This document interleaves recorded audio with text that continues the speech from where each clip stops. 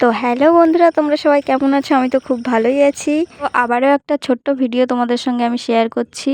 সকালে ঘুম থেকে উঠে আমি কি করি সেগুলো তোমাদের সঙ্গে শেয়ার করব। তো আমি এখন ঘুম থেকে উঠে গেছি, ব্রাশ নিয়ে ব্রাশ করতে করতে রাস্তার দিকে এসেছি। এখানে আমি তুড়ি মেরে বিছানাটা গুছিয়ে নিলাম। আর এই যে আমার ছোট্ট মুন্নি, ওকে বের করে দিয়েছি। তো ওকে বের করে দেওয়ার পর আমি এখানে চুলটা একটু আঁচড়ে নিচ্ছি। তো এখানে আমার চুল আঁচড়ানো কমপ্লিট, আর আমি এখানে ঘরটা গুছিয়ে নিচ্ছিলাম, একটু ঝাড়ু দিয়ে নিচ্ছিলাম ঘরে। তো এখানে আমার ঘর ঝাড়ু দেওয়া হয়ে গেছে, আর আমি এখানে জল খেতে বসে গেছি। আর ওষুধটাও খেয়ে নিলাম, যেহেতু আমার শরীরটা খুব খারাপ তার জন্য। তো তারপর আমি এখানে বিস্কিট খেয়ে নিচ্ছিলাম একটু। বিস্কিট খেয়ে জল খেয়ে আমার যে দুটো ভাইপো আসে, ওরাও চলে এসেছে। আমি ওদেরকে পড়াতে বসে গেছি। আর এই যে দেখো, ওরা এখানে পড়তে বসে গেছে, ওরা এখন পড়ছে। তো ওদেরকে ছুটি দিয়ে আমি এখন চান করতে যাব। এই যে আমি চান করে চলে এসেছি।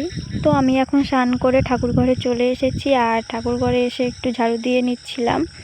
আর ঠাকুরের এখানটায় একটু আমি মুছে নিচ্ছিলাম জল দিয়ে ঠাকুর ঘরটা। তো এখানে ঠাকুর ঘরে প্রায় মোছামুছি কমপ্লিট হয়ে গেছে। আর আমি এখানে বসে গেছি মহাদেবকে স্নান করানোর জন্য। আর এখানটায় আমি মহাদেবকে স্নান করিয়ে নিচ্ছিলাম।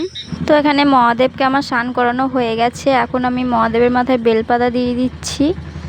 আর এই দেখো, এটা হচ্ছে সেই মহাদেবটা যেটা তোমাদের সঙ্গে আমি শেয়ার করেছিলাম। তো দেখো, আমি এখানে ফুল দিয়ে ঠাকুরের সিংহাসনটা একটু সাজিয়ে নিচ্ছিলাম।